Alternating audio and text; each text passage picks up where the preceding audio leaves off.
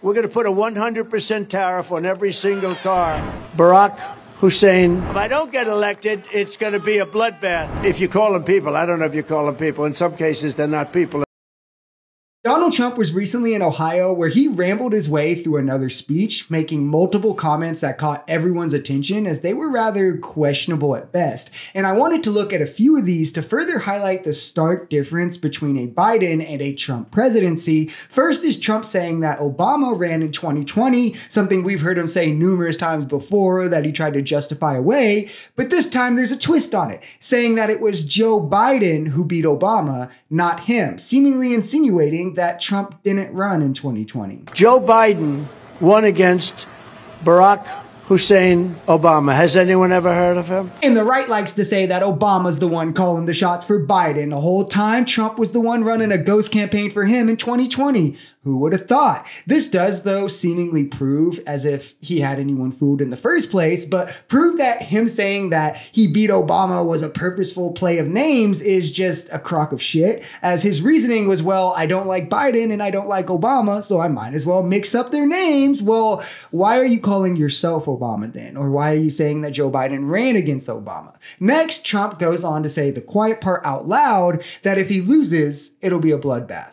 We're going to put a 100% tariff on every single car that comes across the line, and you're not going to be able to sell those cars. If I get elected, now if I don't get elected, it's going to be a bloodbath for the whole, that's going to be the least of it. It's going to be a bloodbath for the country. That'll be the least of it. These are words specifically meant to incite and play to a fear that you may have. Right-wingers who are sipping the copium are trying to say, oh, he's talking about the auto industry and you're just taking him out of context. But you have to listen to what he says specifically. He says, it'll be a bloodbath. That'll be the least of it. The rest of the country will be a bloodbath. He's speaking about the country as a whole if he loses, and says that the automobile stuff he was talking about will be the least of it, but the entire country will be a bloodbath. And of course, it wouldn't be a Trump rally without him going on to dehumanize immigrants in one way or the other. Here he is comparing them to animals. Young people, they're in jail for years, and if you call them people, I don't know if you call them people. In some cases, they're not people, in my opinion, but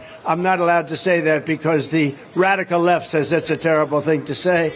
They say you have to vote against him because did you hear what he said about humanity? I've seen the humanity, and these are bad.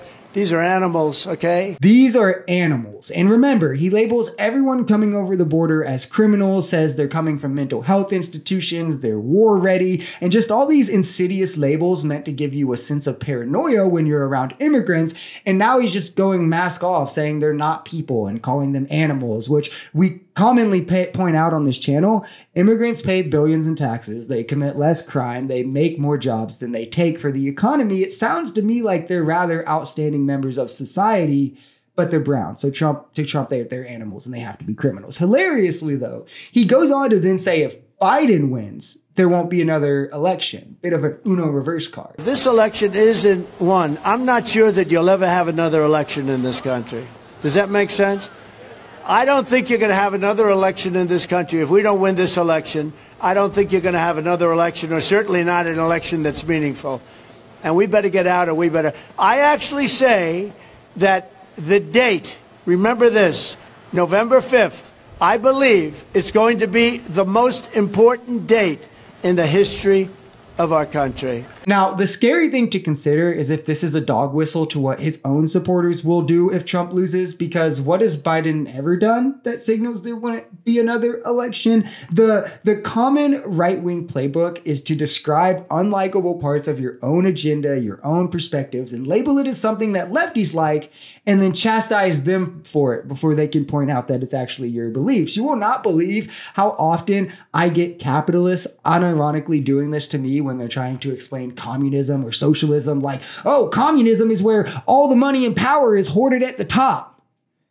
You mean like with corporations in America that capitalism enables. But that's another tangent that we don't have to go on in this video. I do think, however, it's clear that Trump is desperate. He's trying to cling to anything that he can, and he's spiraling downward while doing so, making comments that are sure to not win him over any moderate voters that he needs if he plans to win, while he's also already bleeding support within his own party. I do not know how he thinks he has a legitimate path to victory outside of thinking that he can star power his way there, because I'll give it to him. I mean, he's a star. He's probably one of the most famous people in the world, let alone America, but there's no policy agendas being put forth. There's no legislation being introduced. When was the last time that he talked about any of that?